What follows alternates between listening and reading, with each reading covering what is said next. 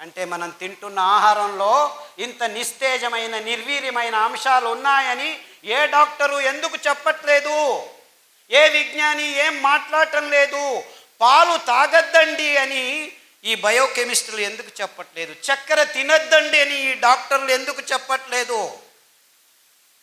లేదు పెప్సీ తాగండి అని షారూఖ్ ఖాను, కోక్ తాగండి అని ఆమీర్ ఖాను, లేదు పైనుంచి వస్తాను సల్మాన్ ఖాన్ థమ్స్అప్. అందరూ అమ్ముతుండేది 100 mlలో 45 గ్రాములు చక్కెర.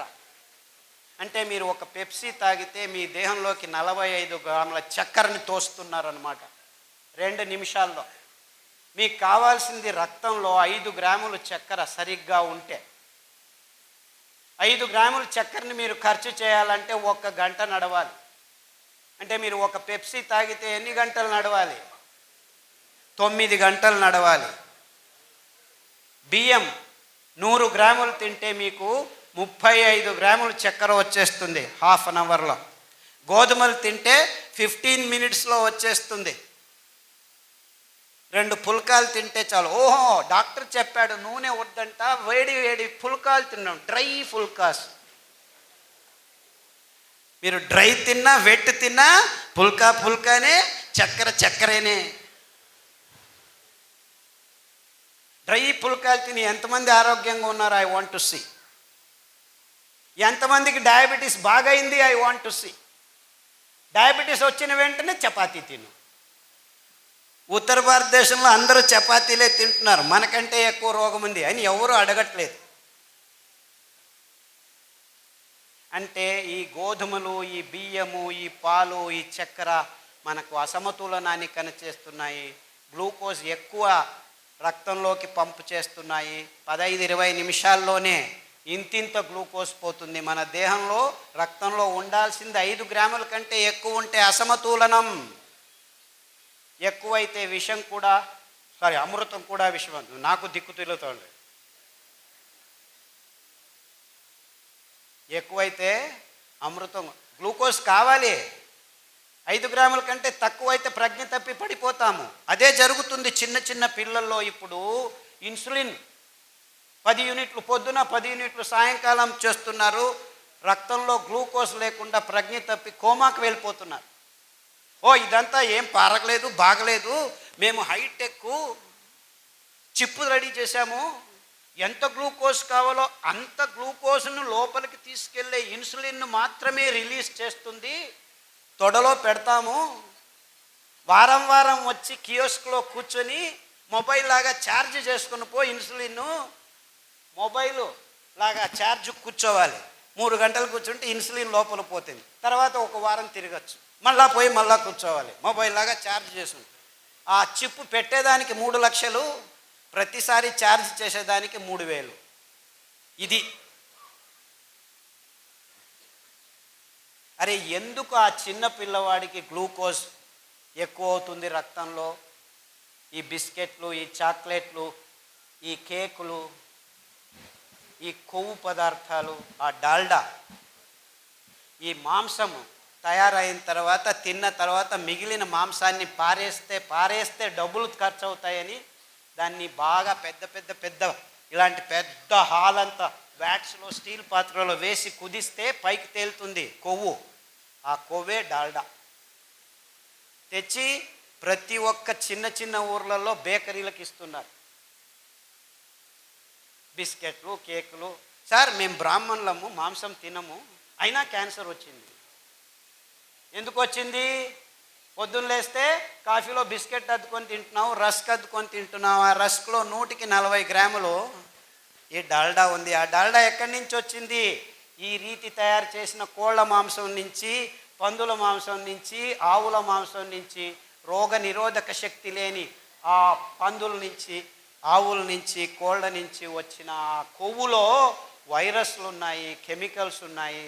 అవి తినటం వల్ల నీ దేహంలో క్యాన్సర్ చోటు చేసుకుంటుంది. ఈ సోయాబీను, ఈ మొక్కజొన్నలను కలిపి తయారు చేసిన పశుగ్రాసాన్ని తినటం వల్ల దానిలకు రోగం వచ్చింది. దానిలను తిని నీకు రోగం వస్తుందని ఎవ్వరూ చెప్పట్లేదు. అందుకే క్యాన్సర్ గడ్డలు చిన్న పిల్లల్లో ఎముకల మీద, రక్తంలో, గర్భకోశంలో, మెదుళ్లలో ఇలా 15 రకాల క్యాన్సర్లకి మేము ఆహారము కషాయాలను తయారు చేసి లిస్ట్ రెడీ చేశాము. చాలామందికి బాగా అయిన తర్వాత 14 ఆ పుస్తకంలో అన్ని లిస్ట్ చేసి ఏ క్యాన్సర్కి ఏ ఆహారం, ఏ కషాయం ఉదయం, ఏ కషాయం మధ్యాహ్నం తాగాలి అని వివరంగా రాసి పెట్టాము. ఆ పుస్తకాన్ని చూసుకొని బాగు చేసుకున్నామని ఫోన్ చేసేవాళ్ళు ఇప్పుడు దుబాయ్, కువైట్, అమెరికా, న్యూజిలాండ్ నుంచి నాకు ఫోన్ చేస్తున్నారు. సార్ మాకు ఇది బాగా అయింది, మాకు కషాయాలు దొరకట్లేదు, ఎండిపోయిన ఆకుల్ని కషాయాలుగా తాగవచ్చా? మా అమ్మా నాన్న వాళ్ళు దాన్ని ఎండబెట్టి పొడి పంపిస్తారంట.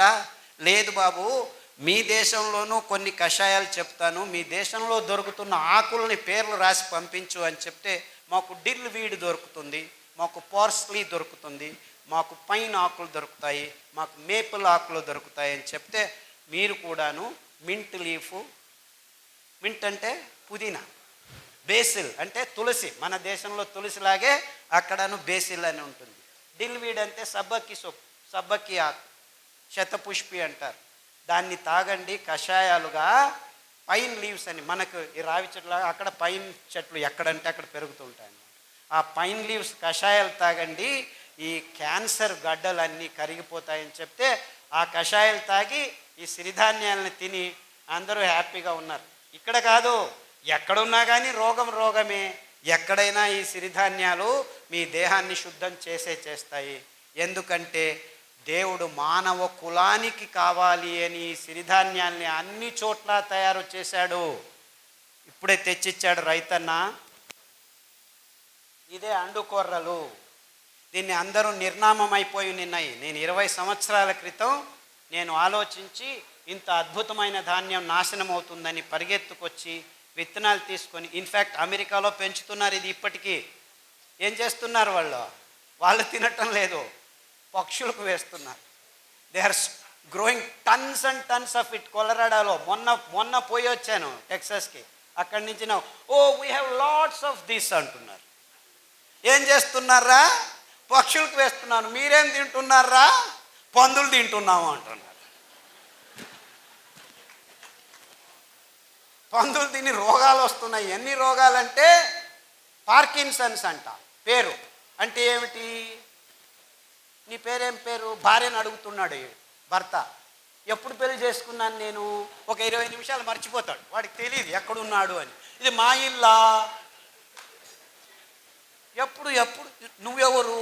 20 నిమిషాల తర్వాత జ్ఞాపకం, నేను మా ఇంట్లోనే ఉన్నాను అంటే తనను తాను మర్చిపోయే రోగాన్ని అమెరికాలో అతి ఎక్కువగా తయారు చేస్తారు. క్యాన్సర్ అవంతా అయిపోయాయి, చాలా అందరికీ. They are not important now.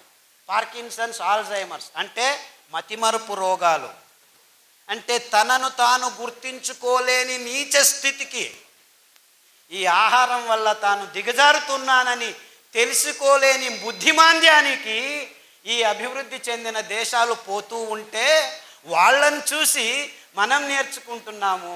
If they are fools, we're idiots. చప్పట్లు చెప్పండి అయ్యా.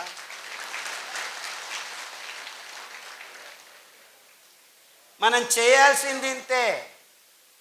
పార్కిన్సన్స్ మన దేశంలోనూ మెల్లిగా మొదలైంది.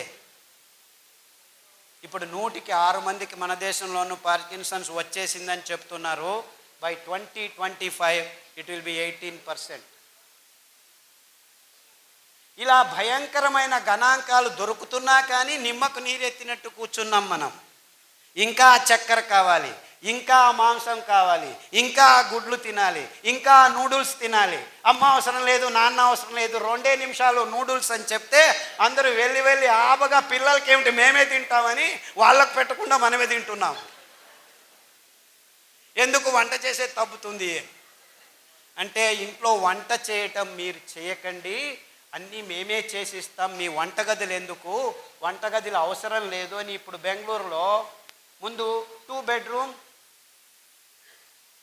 కిచెన్ అని ఉండేది, ఇప్పుడు కిచెన్ తీసేస్తున్నారు. అటాచ్డ్ బాత్రూమ్స్ ఎన్ని ఉన్నాయి అని అడుగుతున్నారు. అంటే ఒకరికి ఉచ్చులు వస్తుంది, ఇంకోటి పోతుంది, ఇంకోటి పోతుంది, అయ్యో ఇంకొకటి. This is the condition. Sadly వంటగది బాగా ఉండాలి. మన వంటలు మనం చేసుకొని మన చేతులతో మన పిల్లలకు అందిస్తే మన పిల్లల ఆరోగ్యం ఉంటుందని ఈ కంపెనీలు, ఈ అర్బన్ లైఫ్ మనల్ని నాశనం చేస్తున్నాయని మీకందరికీ హెచ్చరిక చేసేదానికి వచ్చాను. చిన్న చిన్న ఊర్లలో కూడాను ఇప్పుడు వంటలు చేయడం ఆపి హోటళ్ళకు వెళ్ళి హోటళ్ళలో అది ఏమిస్తున్నారో దిక్కు తెలియట్లేదు, దాన్ని తింటున్నారు. మసాలాలు వేస్తే అది ఏమిస్తున్నారో దిక్కు తెలియదు మీకు, దాన్ని తింటున్నారు. రోగాలు వస్తున్నాయి, నో ప్రాబ్లం, ర్యాంటాక్ వేసుకో, జంటాక్ వేసుకో, ఈ ట్యాక్ వేసుకో, ఆ ట్యాక్ వేసుకో, మళ్ళా వెళ్ళి అలాగే తిను.